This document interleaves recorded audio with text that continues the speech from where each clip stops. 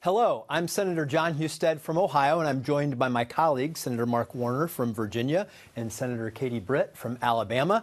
And we've teamed up to sponsor something called Sammy's Law.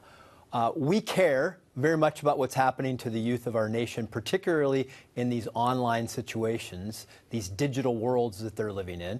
And so we sponsored Sammy's Law to help give parents the protections they need to protect their children. What Sammy's Law does is essentially requires the social media companies to make their apps open and available for third-party monitoring them, give parents these apps so they can know what's happening to their kids on these apps.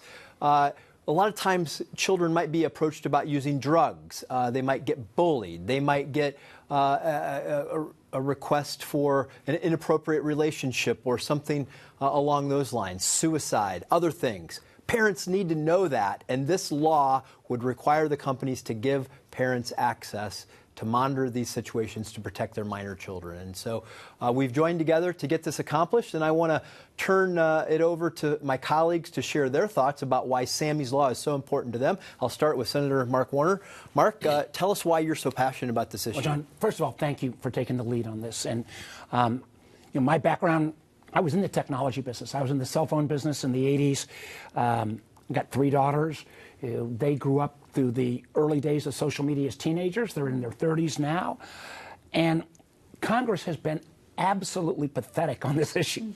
I started in 2017 on a series of bipartisan bills that made total sense. It takes new members like you guys that maybe we can finally move this off the dime. And I know we'll come back and talk about this when I heard the story of what happened to Sammy. And this kind of abuse takes place in so many forums. And we got to give, what I liked about this bill is it puts parents first. It's common sense. And I'll just say at the outset here, we're talking about social media today, but boy, as much challenge as social media, it is pale by comparison to what will happen as we move into AI and chatbots. So this is a good step forward. And thank God we've got great new senators who are maybe a little more tech savvy. In 2017, trying to talk about this with some of our colleagues, I got kind of, blank stares. But this is an issue whose time has come. Well, you alluded to the point about some new members that have maybe different perspectives. Katie Britt is not only a senator, she's a mom with young children, and I think that's why maybe you care so much about this. Katie, tell us about your passion. Yeah, absolutely. John, look, I tell people all the time, I don't have to ask people what it's like to raise kids right now. I am living it. And trying to raise children in this new environment with social media and the dynamics that come along with that technology and the harms that can occur, it's challenging because so many of these things were not a problem for us. We didn't grow up with a device in our hand. We didn't grow up with front-facing cameras. When we locked our door at night, our parents believed us to be safe. And now when I lock my door at night, the enemy could be in the palm of my child's hand. And so giving parents the tools, just as Mark said, putting them in the driver's seat to be able to protect their children, to know what's going on, so that then they can have the appropriate conversations they need and they can safeguard their child so that they can, continue to utilize different devices and spaces, but do so in a safe and monitored way. It's important that we help them grow up in that kind of environment and that we allow parents the opportunity to do that. So I appreciate y'all's leadership on this, and I really I'm grateful for you allowing me to be a part of it. Well, all great points, and we're going to dig in a little deeper about what's happening to kids, but I want to bring another person into the conversation. As we mentioned, we're supporting Sammy's Law, but there's a Sammy behind Sammy's Law, and I want to introduce Sammy's father, Sam Chapman. Sam, welcome to the conversation, and tell us about Sammy's Law from your perspective, what the origin of the law is, why it's important to you, and who Sammy was. Well, Sammy was a very strong young 16-year-old football player. He was intent on being the world's first trillionaire, was mining Bitcoin in his closet, we found out later on. That's why our electricity bills were so high. And a drug dealer reached out to him on Snapchat during lockdown and offered him a counterfeit drug off of a colorful drug menu for free in an effort to addict him. and it contained a lethal dose of fentanyl, which was delivered to our house like a pizza after we were asleep. And our son didn't have to leave his front yard getting the dose that killed him. And his little brother found him dead on the floor. And I tried to bring him back and failed. And we started talking, and we met the Organization for Social Media Safety that had come up with this idea. And it seemed like the right thing to let parents parent again online, to take an industry like the third-party safety software industry, whose profit motive is to protect our children, and link it to the social media industry and the gaming industry, whose profit motive is to keep our children online as long as possible and as many of them as possible. And they're using addiction to do it, as we've all learned now.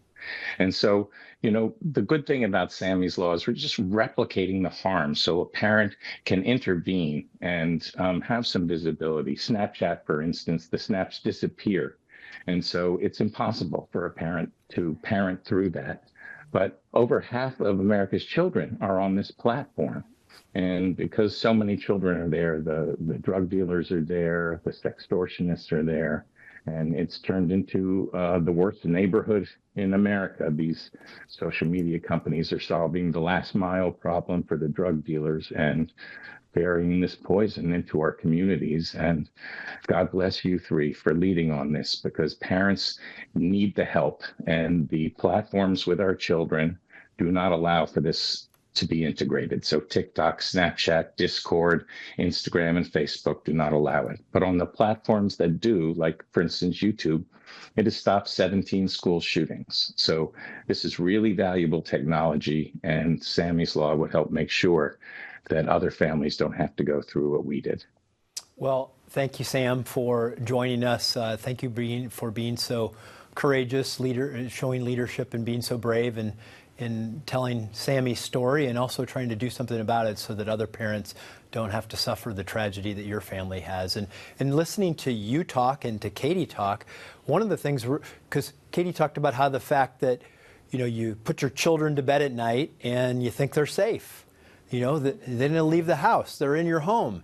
But it's like having a stranger in your own home when they can reach your children through these devices and you don't know about it. And so Sammy's Law will help empower parents like you and anyone else to have access to those tools, to know what's happening in the online world and the digital world and the lives of their children. And so, Katie, Mark, you heard Sam talk about it. What thoughts do you want to share? Well, one, you're really brave to take this on.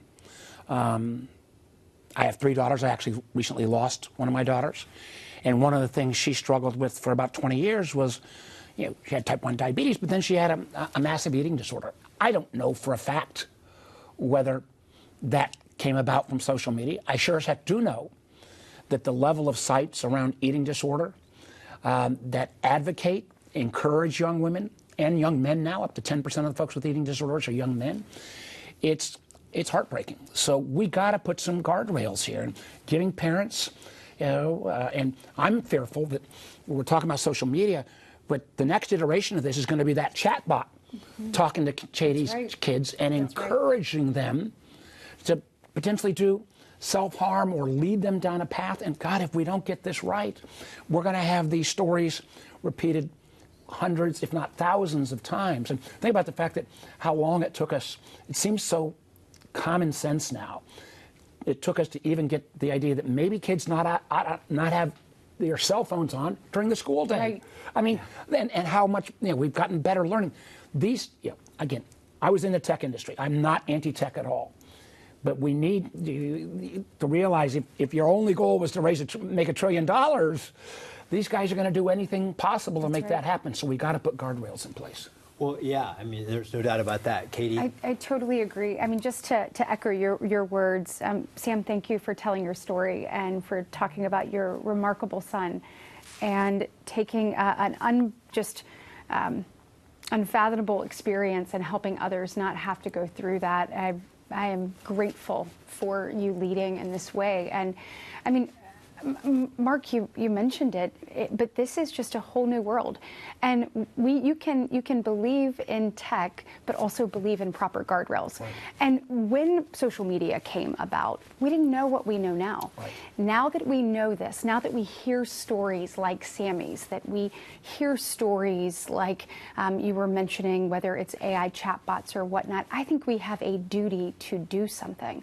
You know, in the short time that I've been in the Senate, I have sat across from one parent is too many, but I have sat across from over a dozen parents who have lost their children, and when they dig into it, it is a result of something that happened with them on social media, whether it was sextortion, whether it was buying a pill on Snapchat that they believed to be something else and it was laced with fentanyl, whether it was an AI chatbot teaching them how to take their life in doing it.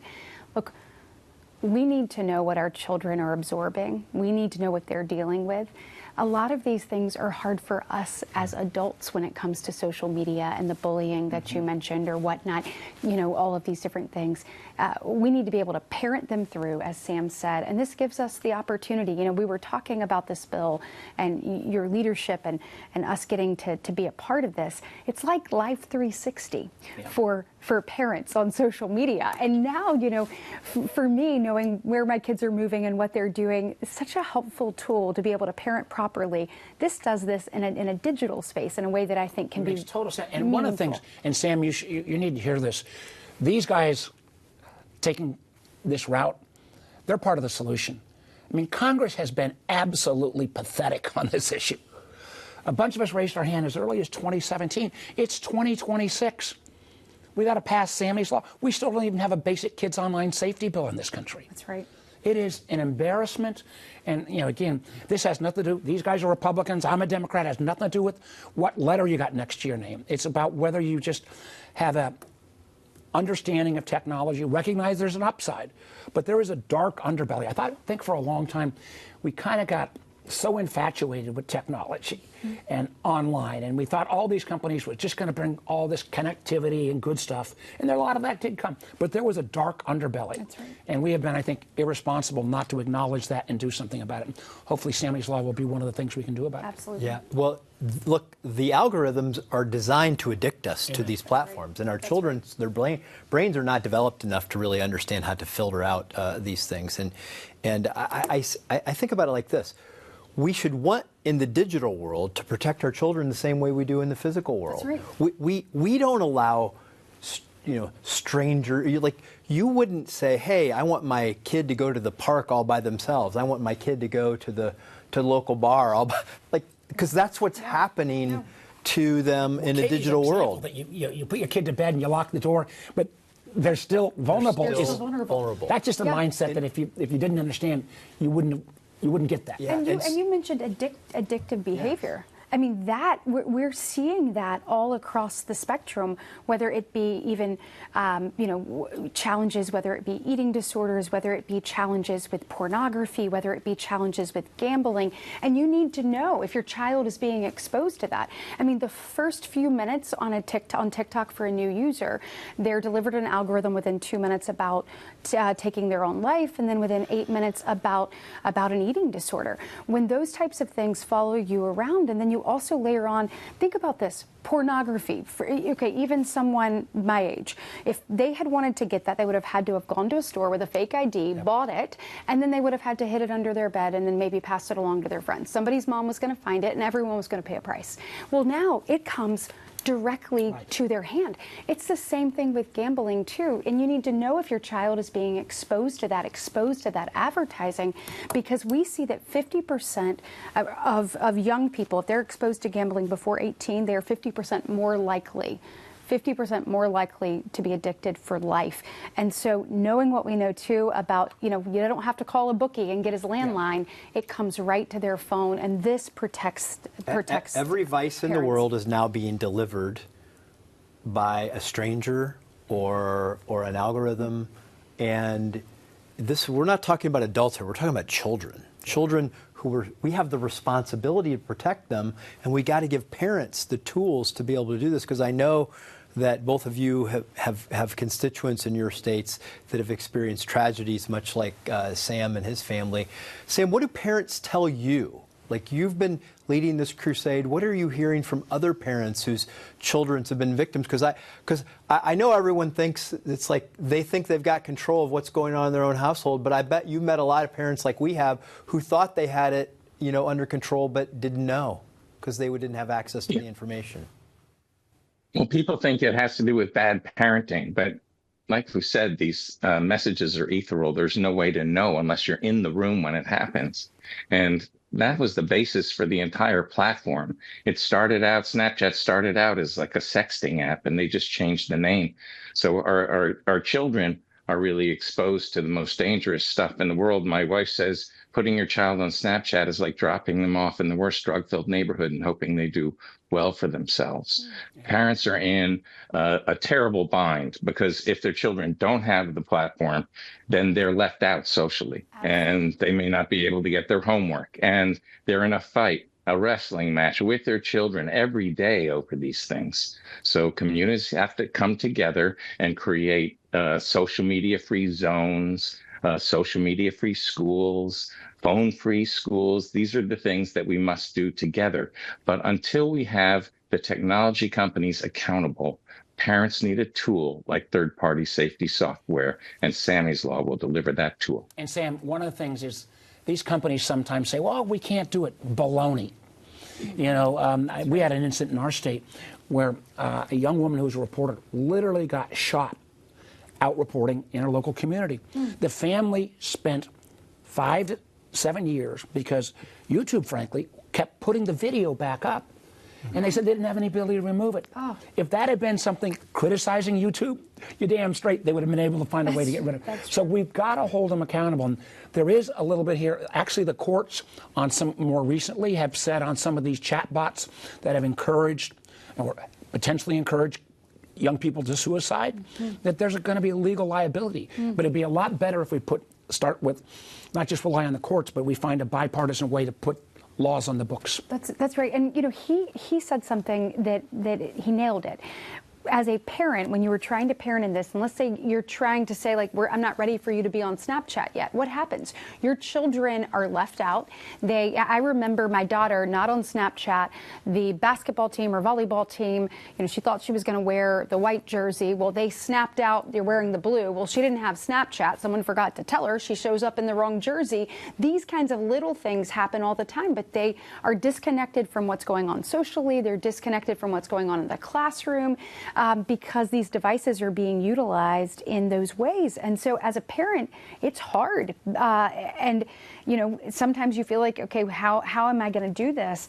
But if you feel like you need to engage in something like Snapchat to be able, or any device or any app, to have some controls like this to know what's actually coming their way would have been so helpful. I can just tell you, I remember with my daughter having this fight when she was in 8th grade, and going to show how old I am and how long ago that was. The battle was about MySpace. Oh my goodness! Do you remember that one? I do. And it's like, and it's kind of like, and this, the evolution of technology is great, but we have not kept up with the safety standards or rules of the road. And again, John, you took the lead on this. I'm glad you invited Katie and I in. We just got to make the case. We got to get this done. For Sammy and the countless other Sammys around the world and around the country that have been harmed. God willing, not as many to the level that happened to Sammy, but I can tell you just in my own family, as I said, there was a lot of challenge that came out of, I believe, this eating disorder that I think was exacerbated by social media. Yeah. I honestly don't know that there's any one single thing that we can do to help America's youth more than this. I agree, John. Which is to protect them from the harms that are coming online.